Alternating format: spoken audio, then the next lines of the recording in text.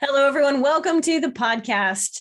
Today's episode is the third episode in our series on how to increase your influence or how to build your influence in a specific situation. And I'm so excited because today I've got a very special guest, but I kind of had to twist his arm to come be on the podcast. But today's episode is how to increase your influence with your spouse. So I thought, well, who better to talk about that with me on the podcast than mine? So I brought him with me. Well, I'm glad to be here with you, Rhea. You gonna put the pressure on me today? No pressure. No pressure. I don't know about that. Yeah. So, Mack and I speak together, and that's most of the time when we're speaking, we speak together. And, when you live, work, and travel with the same person 24 hours a day, 7 days a week, you got to go way, way, way beyond just loving that person. You actually have to like them because you got to like them. We spend an enormous amount of time together. So I really thought this would be a good subject to talk about, because a lot of times we talk about leadership and influence in our professional relationships, but most of the time we really want to increase our influence in our personal lives, perhaps even more than on the professional side. So I really wanted to talk about some specific ways of how we can do that, and just offer some tips and thoughts for you on how you can do that. Because it's always good to have more influence. It is, especially with your lady. So you typically have your own podcast. Yep. This is kind of a guest appearance for you. The Blue Collar Leadership Podcast. So if what Max shares today resonates with you, you can also check out his podcast. He really talks about leadership for the blue collar workforce. Personal growth and development, leadership development. And there's a few episodes with you on there where you've been a guest on my show and added some value to my audience. So glad to be here with you today and help motivate and inspire your listeners to increase their influence at home with their significant other. Well, share with me, and I don't know the answer to this question, so this is kind of it's kind of a scary open-ended question. Share with me or us some ways that I've increased my influence with you. Okay. Besides carrying Dove chocolates everywhere we go. That's the number one way. Chocolate, right? Like we always say though, with people, little things are the big things, and that is a little thing, but it's a big thing that you're always thinking about that, and you've always got chocolate, and I like that about you. Well, you really like good. Chocolate. That's the thing. Well, I like you too, Rhea. Right? Hey, tell them something. You may have told them this already. I haven't heard your other podcast that you got in the queue to come out or whatever. But just real quick, if you can, off the top of your head, tell them about the 5 love languages. So when I talk about things, it'll kind of be in that context, and also if the folks don't know about that book, they need to know about it. They need to read that too. Yes, 5 Love Languages by Gary Chapman. Very powerful way of looking at how people like to be appreciated and acknowledged. And I think that's pretty powerful because, number one, if we want to increase our influence with somebody, we should know how that person likes to be influenced. So Gary Chapman talks about that we have 5 distinct love languages. And most of us have a natural, strong 1 or 2. And when someone speaks, so to speak, in our love language, we feel very affirmed, we feel loved, our tank gets filled back up, the emotional bank account gets filled back up, and life is good. The problem is that a lot of times people in a relationship have different primary love languages, and we naturally speak best in our language instead of somebody else's. So if we have a different language from someone else, we might be speaking in our language, but they like to receive in their language. And so the message never is quite as strong. It never reaches that person with the same level of impact. So the 5 love languages are, the first one is words of affirmation, right? And that's when someone who has this love language, they love cards, for example. Doesn't have to be a store-bought card. Maybe if you just sit down and write them a note and tell them all of the things you admire about them, that's words of affirmation. Words of affirmation could be praise in public. It could be public acknowledgments. It could be private. Just remembering to say thank you all the time is words of affirmation. The second one is physical touch. And someone who has physical touch as a love language loves hugs.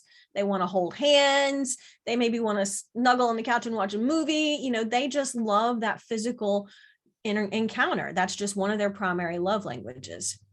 And so the third love language is gifts. Someone whose love language is gifts loves presents. And there again, they don't have to be expensive. You might stop and pick wildflowers and bring them home to somebody who loves gifts.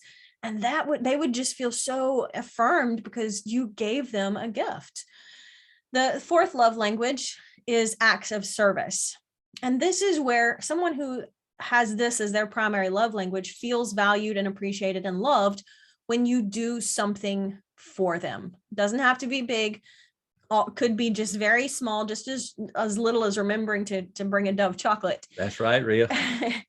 But just doing something for them, even if they can do it for themselves, just taking that initiative to have a meaningful action on their behalf.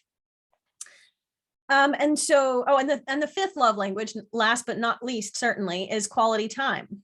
And someone who has quality time as their primary love language loves the time spent with one another. They want to, go on a hike or a walk and talk. They want to sit down for conversation, or they want to make memories together.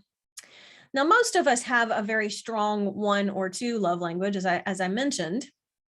And interestingly enough, it's very rare for someone who's in a personal relationship to have a relationship with someone who has the same identical strong one or two love languages. I'm sure it's wonderful when it happens naturally, but most of us are talking in one language and the other person is listening in theirs. And so it's very easy there again for the intent and the meaning to be there. But if I'm not speaking in his language, then he's not necessarily hearing me. So to answer your question of what do you do to increase influence with me? That's what your question was. Yeah, right? Just give us some examples of ways that I've done that, and it's open-ended. Yeah. So to speak to the lesson you just taught, I mean, I like acts of service and quality time. I hate presents. I love the reason for Christmas, but I hate Christmas. I hate anything to do with somebody giving me a present anywhere, anytime. I just do not like it. And so one thing Rhea does though is the acts of service. I mean, she does a lot of stuff at home, and a lot of things I'd never ask her to do. She just does it automatic. But I can give you, sometimes when we're speaking, I give this example, Rhea, and I would never ask her to do this, but she does it, and it's really cool. And some people put a lot of pressure on them when I tell this about you, Rhea, especially when I'm speaking in person, because a lot of people don't do this for other people. But anyway, whenever my toothpaste gets almost empty, you always have another one. She'll set it out. I won't even be paying attention that I'm about to run out of toothpaste, and all of a sudden there's a new toothpaste there. Same way with my shaving cream. Actually, everything that I use, Rhea, she always keeps it restocked. She's probably got spares hidden somewhere so she can get to them really quick. The toothpaste fairy. Yeah, I mean that's what happens. And I mean, if I throw if I open a new pack of dental floss or something like that, I mean, she's got another one already ready to go. So that's little stuff, but I would never ask her to do it, and I don't mind doing it for myself. But she does it, and she does it faster than I would do it, sooner than I would do it, and that's a big deal. And we take time to watch movies. We don't really watch a lot of what I call junk TV, but we do spend a lot of time watching movies together. It's part of the quality time. We go on hikes and things like that. And I know Rhea's busy, but she makes time specifically for that. For me, I don't know if she cares about watching a movie. I know she likes to go hiking though. So that's something we both win when we go hiking. So that's yeah. I mean, that's really some examples. Some big examples, but the chocolate, that's pretty good. That's probably still the best one. Look, if somebody's love language is chocolate, just carry chocolate for them. It's right? Easy. And I'm as we talk about this, I'm nowhere even close to perfect. Like I miss so many opportunities. And part of that is because I'm a very task-focused, task-driven person. And so it's not natural for me to think about quality time. Like I want to do all the things and check all the boxes and get all the things done. And then maybe we'll have some downtime, right? But I'm very naturally like, get all of this stuff done. And then we'll think about quality time, right? That just does not come naturally for me. And so that's one reason the 5 love languages was really powerful, because I realized that I needed to be more intentional about listening in someone else's language and speaking in someone else's language. And we received that book as a wedding gift. We did. In 2001. Yep. Because we've just celebrated last year our 20th wedding anniversary. Yep, you're exactly right. And a lot of our success in marriage comes from really understanding those languages, and then trying to align ourselves with, like me with your love language and you with my love language. So what's something I do? Well, my love languages are words of affirmation and physical touch. And so one of the things Mack has done, and he set the bar pretty high these days, is he started getting, instead of just buying a birthday card, for example, he started actually writing a note or making a card at home, but that way he could put the words in it. And that really, always makes me feel very loved and appreciated. And this year, I think it was my birthday, he wrote not just a card, it was like a whole page. And it rhymed and everything. Oh, I did the rhyme on that one? Yeah, okay. You did and I was like, well, you're setting the bar a little higher every year, and I don't know where it's going to go, because. So you got to remind me. See, I forgot that I did all that. You got to, now I want a handwritten card every year.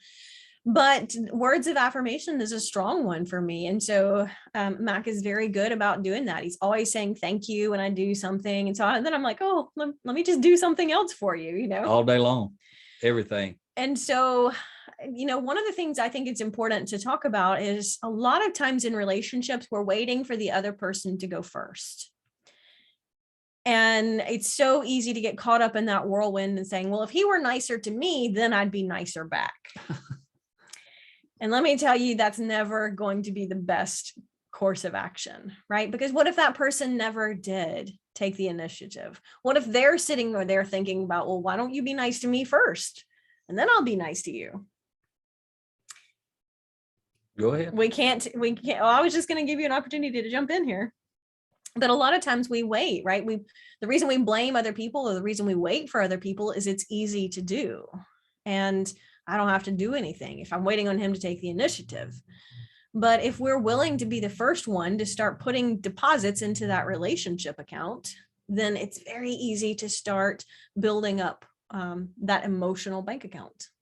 Yes, huge. I mean, that's what developing your influence with another person is all about, building trust. And, when you live with someone every day and you see them every day, or you interact with them every day, it's so easy to make what I call withdrawals, and withdrawals from the trust account. So it's easy to do something not even on purpose. You may not even know you've done it, but instead of building trust, you're creating distrust. So you gotta be intentional about making deposits of trust, because you're constantly, without even knowing it, you're creating distrust. So you're taking money out of that trust account, so to speak. So that's what we've learned to do, is do a lot on purpose. So when we slip up, we got plenty of cushion.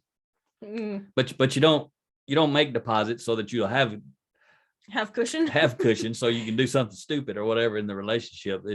It's got to all be sincere and authentic, and that's the whole point, is to build trust. If you want a happy life, and in my case a happy wife, you gotta build some trust, and you got to do it constantly and consistently, and you're gonna mess up. And when you mess up, one way to make another deposit is to apologize sincerely. We was talking about Ria's, one of her love languages is physical touch. When I wake up in the morning, first thing I do is go find her and give her a hug. And that's, pretty much that's what we do every morning. Yep. And, sometimes she's not here, but if she's not here because she's gone running or whatever she does before I wake up, when she gets back, I'm looking forward, and we're going to get our hug on, right, Ria? Yeah. And, that's one of the things that makes me feel loved is just, with people, the little things are the big things. And there again, if we can just be a little more intentional about adding value into that relationship, then it's so easy to get into a good, positive cycle. If you're intentional about adding value first, naturally that other person will feel more appreciated and loved. And I think it's much easier to build your influence with them, but it's also easier for, once you do that, then they start wanting to do the same thing, right? It's natural. As you start to increase your influence with someone, they're going to want to start to build influence with you as well. It's kind of like when we're speaking, I talk about this all the time. You've touched on it. Some people, you got to go far past loving somebody, and you got to like them. And, but I'm sure your listeners and people I've met in my life, I've met a lot of people who tell you how much they go home, tell their spouse how much they love them, but at work, they always talking to their friends and their coworkers about how much they don't like them. They're talking the bad stuff, which if they find out, that's a big withdrawal in the trust account. But the point is, there's so many people who walk in to their home every night or every day, whenever they get home from wherever they've been, and they tell the significant other that they love them, and they know they don't even like them. And the couple even knows, both of them, neither one of them likes the other one, but they still walk in every day and tell each other they love each other, and they just suffer through the relationship. But if you're going to be in a relationship, why not make it better? Even those people, they may not like each other, and they say they love each other, and they're still married. They're not getting divorced. They're not leaving each other. They're still together. So why not learn how to build trust into a relationship? And if all it takes is one person, like Rhea was saying, usually if one person will do it, especially if they're learning and growing together, then they can do it intentionally. And that's what we've done. A lot of people don't know, Rhea, I'm your first marriage, but you're my fourth marriage. Hopefully they won't think less of you because I told them that. But really, I want to talk about me, because I'm the one been married 4 times, but we've been together 20 years. I figured out my problem. It was me.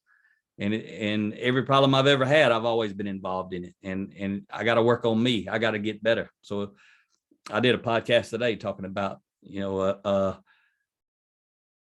if Bob has a problem, everywhere Bob goes, Bob is the problem. And I did it really talking about work, but it applies at home too. If every relationship you're in, maybe you're not married, maybe you're dating, but every time you're in a relationship, something happens. If everywhere Bob goes, Bob has a problem, then Bob is the problem. And some people might say, well, it really was that other person. And it could absolutely be the other person. But the reason it would still be Bob's problem, if Bob's having a problem every time he gets in a relationship, how can it still be Bob's problem if these other people really do have some issues or character flaws? Well, it's the way Bob is selecting people, maybe too fast or with not enough learning about the other person, maybe not enough growth and development before I start meeting people to understand what it is I'm looking for, and really understanding about values and long-term relationship versus short-term. But what we always say is you don't have to be sick to get better. But I was pretty sick before I met Rhea, and I had a lot of getting better to do. But that's the thing. We've been growing together on purpose together since 2008. Well, you weren't that bad. I married you. Well, I was a little better. I had gotten accidentally better over the years, but we met in 2000, got married in 2001, and then 2008 we both started reading and developing ourselves intentionally and methodically on purpose. We still do it every day, and that allowed us. We always tell people when you grow together, meaning you're learning together, you actually grow together, meaning you come toward each other and you get closer. The relationship strengthens, and that's what we've been doing. And that's why you asked me to come in here, share this, be on your podcast with you, is share some thoughts with the folks out there who are listening. But couples can do book studies. If you're out there and you're listening and you're struggling, I highly suggest getting that book, The 5 Love Languages. Get 2 copies, and you and your significant other go through it together. Yeah, that's what we did. We only had 1 book at the time, but we would take turns reading it out loud and then talking about it. And we've revisited it since then as well. So we learned a lot from that book. That's a great way to grow together at the same time. Lots of good thoughts on that. But, it does come down to being intentional. Like any relationship in our lives, we absolutely can increase our influence, but we do have to be intentional. Like, it doesn't happen by accident, right? It doesn't happen automatically. And like you touched on, it's easy to make those little withdrawals. Like when I do forget to set out something and you've been counting on me to and then one time we went somewhere and he asked for chocolate and I didn't have it. And that was a little withdrawal. No, right? it wasn't. Well, You had plenty of deposits, and I saved a few calories. That's probably your goal anyway. no, no. Right. But little things go a long way in relationships like that, because you do spend a lot of time with that person. And I think it's sad, but sometimes in personal relationships, though the people that we are closest to see the worst of us, because, a lot of times we're nice and, civil and social at work. And then we come home and we just let whatever our frustrations are, we just kind of dump them on somebody. Just bring it right on in. Yeah. And that's why we need to focus on so much personal growth. It ain't about me, but it starts with me. When you're talking about a personal relationship, especially one that matters as much as, a husband and wife relationship. But I'm telling you, if you want to make your personal relationships better, work on you. We're telling you some things you can do intentionally to build trust and gain influence with other people, especially your spouse. But you need to be working on you. If you work on you, you're gonna automatically get better. You're gonna automatically do these things. So highly recommend that. And if you can build up enough influence to get your spouse to do it also with you, all it's going to do is speed up the process. When you say work on you, is that back to the book studies? Yeah, I mean, just reading, thinking, and applying. Both of us, Rhea and I, have 32 books together, and I got a book called Defining Influence. Subtitle is Increasing Your Influence Increases Your Options. And if you haven't read that book, you might want to get that one out. I talk about a lot of my failures in there, a lot of my things I got wrong relative to parenting. My son, I had all kind of problems. It wasn't just staying married. I had all kind of problems at work, at home, all throughout my life. But I'm much better now. But I ain't perfect. I got a long, long way to go. But one reason Rhea and I share about this and are so passionate about it is just the impact it's had on our own personal life. I mean, not counting as a couple, just individually.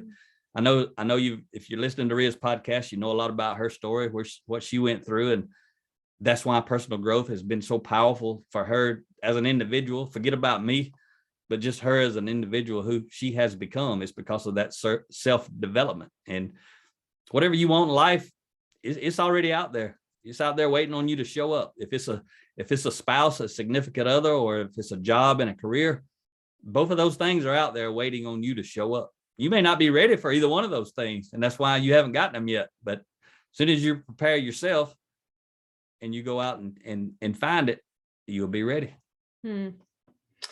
Yeah, I like that. To me, I love to read. And so when you talk about reading books and things, that's one of my favorite ways to learn, but it's not everybody's. But there's so much knowledge out there. There's so many different ways, podcasts and, audios and videos and all of those things. So if you're not a reader, there's really no excuse, because we can grow. Yep. And let me just say, a lot of people who do read, they read to turn the page. That's the mission, is to turn the page. And when I'm talking about growing, personal growth and development, leadership development, and we define leadership as influence. So you may not be a boss. You may not ever think you're going to, have people reporting to you. You still need to study leadership development books, because leadership is influence. So any book on leadership development, it's all about learning how to influence people. But what I always encourage people, when you read these kind of books, it ain't about turning the page. Just read it slowly, think on it, think about it, back up, read what came before it, read what you liked again, go slow, read the next thing, see how it ties to the previous thing. And that's the way I read. I go down and I go up and I go backwards and I go forward. I could care less. I mean, it's not about turning the page unless there's nothing good on the page. then you just keep on going and turn the page, right? But when you get to the good stuff, slow down and absorb it and think about it. And the number one thing you can do is start teaching it. Tell people what you read or studied, and try to apply it and look for the result from that principle. But the more you tell people about what you're learning, especially your spouse, then the more you're going to internalize it and start living it. Yeah, I think that's key, right? That's a great way, is if you're learning something and finding value in it, then share it. I mean, why wouldn't you? Especially if it's something that's interesting that helps the relationship grow, then yeah, because a lot of times when I read a book and then I'll recommend it to Mac, he'll read it, but he gets a slightly different perspective. And so that just kind of both allows us both to expand our level of awareness. What did I get out of it? What did he get out of it? And sometimes those are different things. Absolutely. A lot of the books I read just so I can recommend them to other people. And that happens a lot. But this is good stuff, Rhea, you're sharing with your audience. Yeah. So you got a series going. I do. First episode of every month is how to build your influence with fill in the blank. So this probably should have been one of the first episodes. This will be actually the third one in the series, but pretty important, I think. When I started to think about, there's no one I'd rather increase my influence with.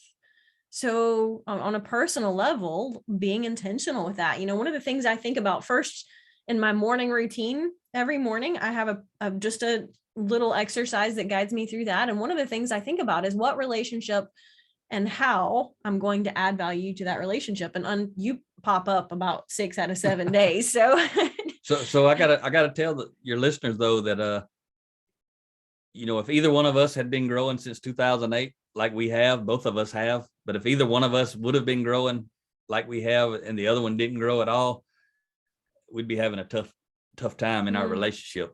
Yeah. And if we still had it, I don't know if we would. You might not want anything to do with me much as you've grown, and you were pretty good though. I think I'd be all right if you hadn't grown as much, but I'm the one that really needed to grow the most.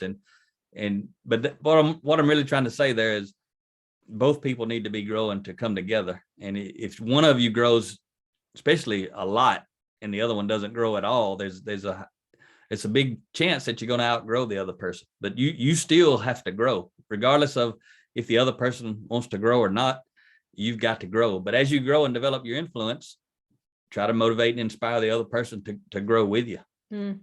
Yeah, keep growing together. I love that. Okay, where can people get in touch with you if they want to learn more about your podcast and books and all of that stuff? Best place to find me is at bluecollarleadership.com. You go on there and check out. I got a lot of books. My background is manufacturing, so the folks that I try to touch and speak to the most are those in the blue collar industries. It doesn't have to be manufacturing, and most of the time it's not these days. But just a lot of different blue collar organizations. That's who I'm wanting to touch. And check out my podcast, Blue Collar Leadership, and it's available on most podcast platforms. That's the best place to find me, Rhea. Yeah. Well, I'm going to find you right here. We good to go. I know where to find you. Yeah, next door in the office. Well, thank you so much. I think it's good to just talk about this and give some people some practical guidance, and I appreciate your time. Well, thank you. That was a deposit for me. Thank you for having me on here. Absolutely. Until next time.